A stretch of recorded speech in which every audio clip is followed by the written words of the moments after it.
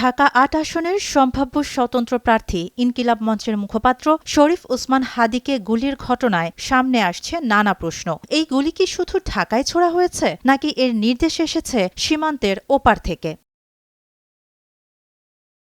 গোয়েন্দা সূত্র বলছে, এই হত্যার পরিকল্পনা ভারত থেকে করা হয়েছে। পরিকল্পনার কেন্দ্রে কার্যক্রম নিষিদ্ধ আওয়ামী লীগের প্রেসিডিয়াম সদস্য ও সাবেক মন্ত্রী জাহাঙ্গীর কবির নানক। তার নির্দেশনায় হত্যা মিশনে নামে দুই নেতা, যুবলীগের শেখ মোহাম্মদ আলমগীর হোসেন, ছাত্রলীগের ফয়সাল করিম মাসুদ ওরফে রাহুল। গুলির পরই তারা পালিয়ে যায় ময়মনসিংহের হালুয়াঘাট সীমান্ত দিয়ে ভারতে।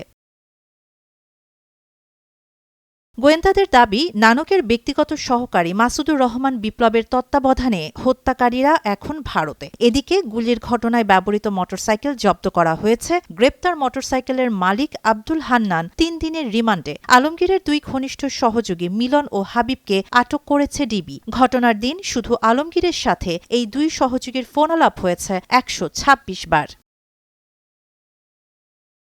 তদন্তে বেরিয়ে আসে আরও গুরুত্বপূর্ণ দিক। হত্যার আগে ফয়সাল ছিলেন এক নারীর সঙ্গে। তার নাম মারিয়া ওরফে হ্যাপি। তারা আগারগাঁওয়ের একটি বাসায় থাকতেন। সেখানে বসেই এই হত্যার পরিকল্পনা চূড়ান্ত হয়। গোয়েন্দাদের ভাষ্য, ভারত থেকে আসা নির্দেশনাগুলো ওই নারী আড়ি পেতে শুনতেন। সে সময় ফয়সাল বলেছিল, কাল এমন কিছু হবে যাতে পুরো দেশ কেঁপে উঠবে।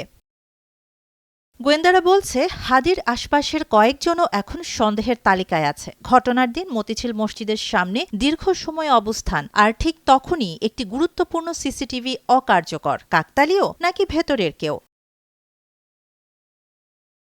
তদন্ত সংশ্লিষ্ট সূত্রের দাবি, কয়েক মাস ধরে পরিকল্পনা করে এই হামলা চালানো হয়, যার উদ্দেশ্য ছিল দেশে বড় ধরনের অস্থিতিশীলতা তৈরি করা। হামলার পরপরই পালানোর ছকও কার্যকর করা হয়। এখন সবার প্রশ্ন, এই হত্যাচেষ্টার পেছনে কারা আছে, দেশের ভেতরে কারা কাজ করছে, আর পরের টার্গেটই বা কে?